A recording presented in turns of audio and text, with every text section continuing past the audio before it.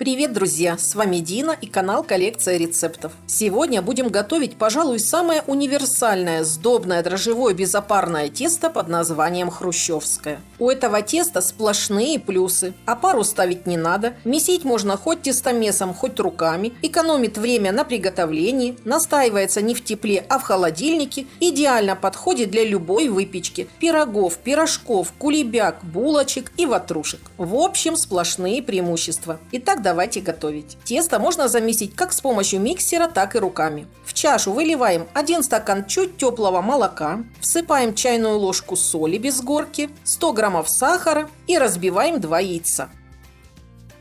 Хорошенько перемешиваем, чтобы кристаллы соли и сахара растворились. Туда же вливаем едва теплое растопленное сливочное масло. В отдельной миске смешиваем 650 граммов просеянной муки и 2 чайные ложки быстродействующих дрожжей. Это 11 граммов. Если у вас прессованные дрожжи, вам потребуется 30 граммов. Тогда их надо будет растворить в теплом молоке. Отправляем сразу всю мучную смесь в чашу миксера, устанавливаем насадку крюк и на средних оборотах вымешиваем тесто до эластичности. Поскольку в состав этого теста входит очень много жиров, вымешивать его надо как минимум 10-15 минут.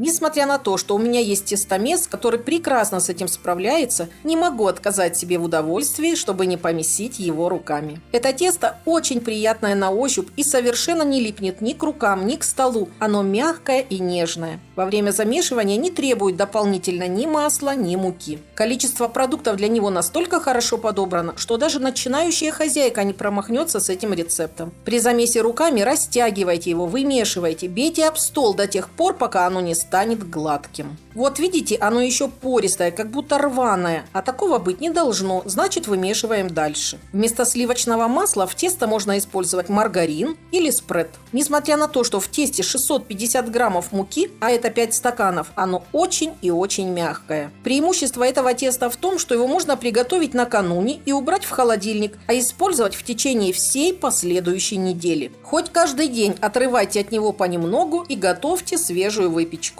Хранится оно в холодильнике до 7 дней в завязанном пакете или в миске, накрытой пленкой или крышкой. Кроме этого, оно прекрасно подвергается заморозке. Разложите его по пакетам и уберите в морозильную камеру. А перед тем, как готовить, с вечера достаньте из камеры и оставьте на кухонном столе. А на утро разделайте, дайте изделиям хорошо подойти и выпекайте, как обычное тесто. Хранится хрущевское тесто в морозилке до 2 месяцев.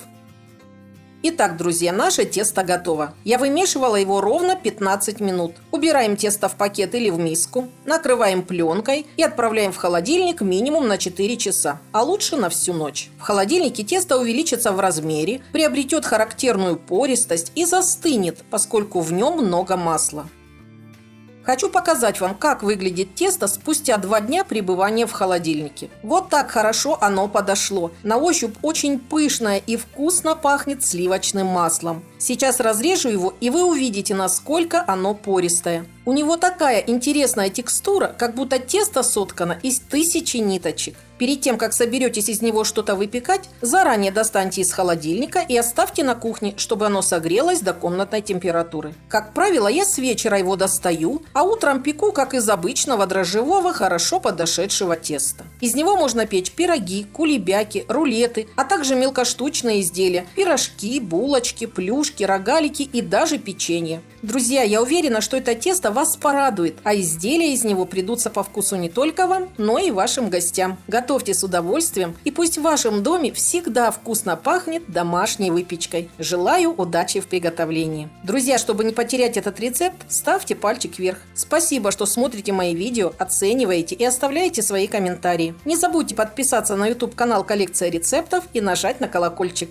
У меня на канале есть и другие рецепты отличного теста, как для сладкой, так и несладкой выпечки. Все ссылки на экране и в описании. С вами была Дина. До новых встреч, до новых рецептов.